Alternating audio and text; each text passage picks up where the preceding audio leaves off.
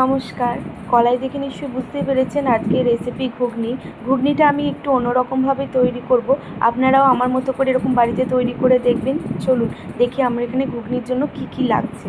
কাবলি ছোলা আর মটর কলাই ভিজিয়ে রেখেছিলাম, সারা রাত ভিজিয়ে সেটাকে ভালো করে সকালে ধুয়ে নিয়েছি। আর একটা আলু আমি এগুলো ছোটো ছোটো পিস পিস করে কেটে নিয়েছি।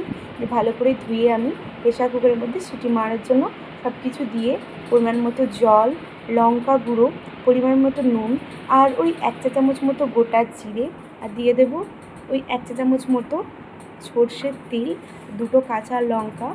আর আসল জিনিস যেটার জন্য এখানে বাজারে ঘুগনির মতো কালার আসবে সেটা হলো চা পাতা।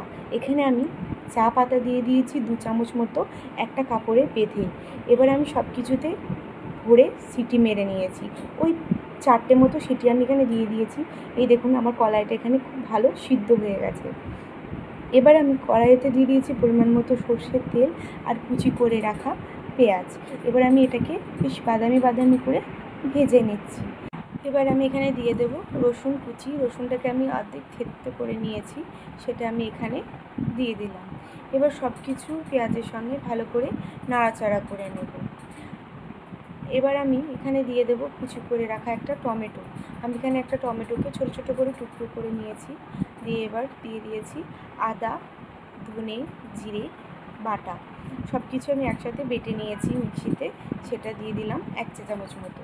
দিয়ে দিয়েছি পরিমাণ মতো লঙ্কা গুঁড়ো, পরিমাণ মতো ধনে গুঁড়ো, পরিমাণ মতো জিরে গুঁড়ো আর টেস্টের জন্য অল্প পরিমাণ চিনি।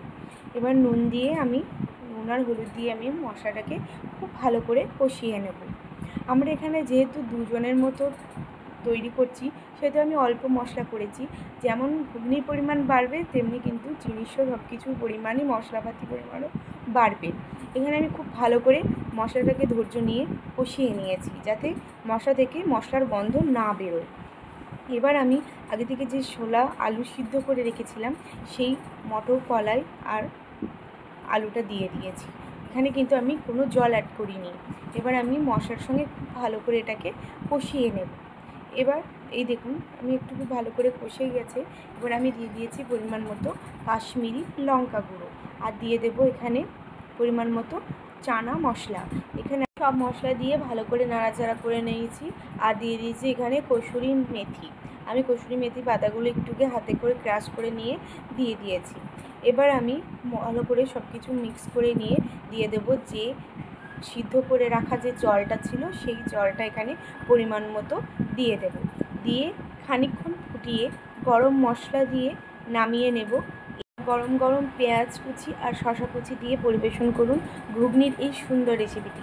বাড়িতে এইভাবে অবশ্যই একবার ট্রাই করে দেখবেন আর আমাকে নিচে কমেন্ট করে জানাবেন কেমন হয়েছিল। ভিডিওটি ভালো লাগলে অবশ্যই লাইক শেয়ার করে দেবেন।